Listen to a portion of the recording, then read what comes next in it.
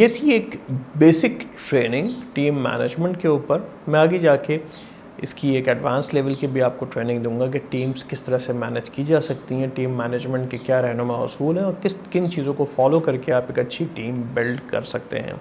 क्योंकि मेरा 15 से 20 साल का कॉर्पोरेट का तजुर्बा है, जिसमें से एक दर्जन कंपनियां मैं पाकिस्तान से बाहर मैं उनमें काम कर चुका हूं, तो मैंने बहुत सारी नेशनलिटीज़ के अंडर, उनके साथ और उनके ऊपर काम किया है। तो मेरे पास अपना एक बड़ा रिच तजुर्बा है टीम बिल्डिंग का, जो आज तक इफ़ेक्टिव है।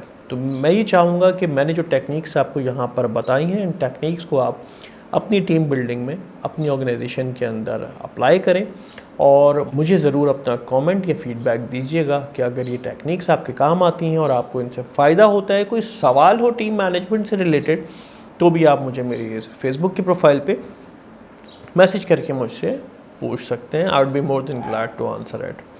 अगले कोर्स तक के लिए दानिश ट्रेनर को इजाज़त दीजिए। बहुत शुक्रिया। अल्लाह हाफ़िज़। पाकिस्तान जिंदाबाद।